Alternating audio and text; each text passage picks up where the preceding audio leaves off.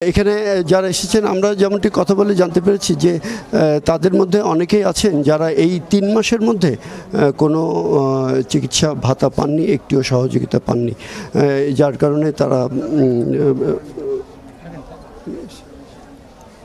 আমরা অপেক্ষা করছি কয়েকজন উপদেষ্টা ঢুকবেন এবং ভেতরে আমরা যেমনটি জেনেছি যে একটি মীমাংসার মধ্যে এসেছে দুই পক্ষ এবং তারা প্রতিনিধি ঠিক করেছেন, প্রতিনিধি ঠিক করে সেই প্রতিনিধিরা বৈঠকে বসবেন।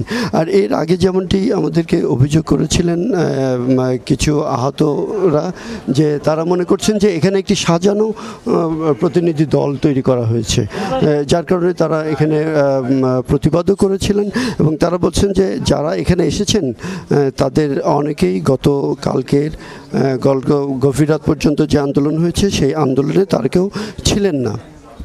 আমরা এখানে মিডিয়ার সবাই উপস্থিত আছি, তখন থেকেই আমরা এখানে অপেক্ষা করছি এবং সেই অপেক্ষায় মিডিয়ার সবাই জানতে চায় যে কি হবে, কখন কি হবে, সেই জন্য তারা এখানে সব উপস্থিত আছেন। আমরা এই অপেক্ষা, আমরা যদি ভেতরে একটু দেখাই যে ভেতরে এখনো পর্যন্ত সেই প্রস্তুতি হয়নি, এখানে আলোচনা চলছে, তাদের হইচই বা শব্দ কম করতে অনুরোধ করা হচ্ছে।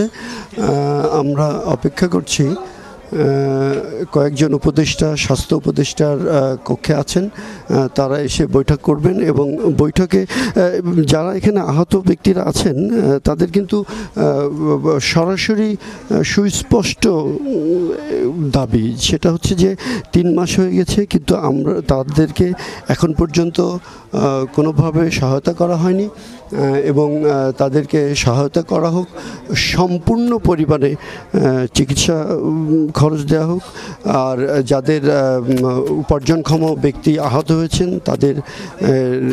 তাদেরকে পারিবারিকভাবে সহায়তা করা হোক, এই তাদের দাবি।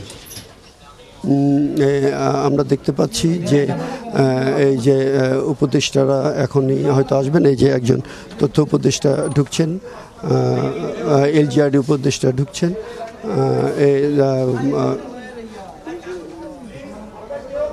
উপদেষ্টারা সবাই এখন এসেছেন। আমরা আশা করি এর মাধ্যমে একটা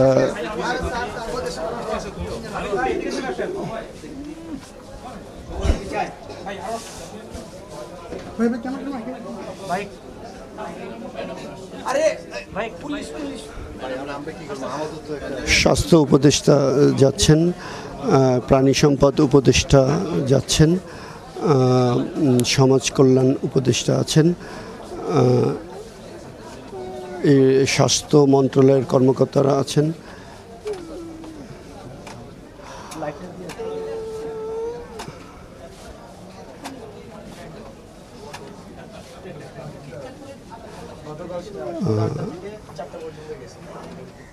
সমন্বয়করাও আছেন।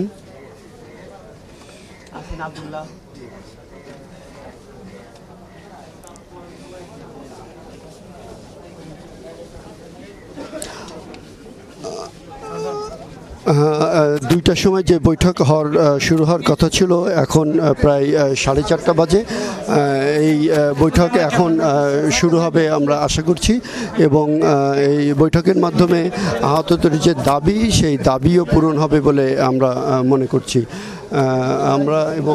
এখন আমরা আপাতত এইখানে এই বৈঠকের মাধ্যমে আহতদের যে দাবি, সেই দাবি পূরণ হবে আমরা আশা করছি এবং আহতদের মধ্যে যে 2টি ভাগ তৈরি হয়েছিল, সেই 2টি ভাগের মধ্যেও সার্জিজ আলম যেমনটি বলেছিলেন যে আহত সবাই সমান, এখানে কেউ কারো ভেদাভেদ করা উচিত হবে না, তেমনটি তিনি বলেছিলেন। আমরা আশা করি তেমনই একটা সৌহার্দ্যপূর্ণ পরিবেশের মাধ্যমে এবং তাদের মধ্যে যে একটি দ্বন্দ্ব বা 2টা ভাগ হওয়ার যে হয়েছিল এবং এক পক্ষ যেমন বলছিলেন যে অন্য পক্ষ কারা এসেছে তারা জানেন না এবং আহত না হয়েও অনেকে এই বৈঠকে এসেছিলেন, এমন একটি অভিযোগও করেছিলেন।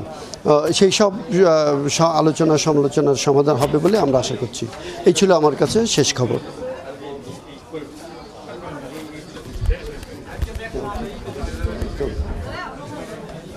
কোনটা দেন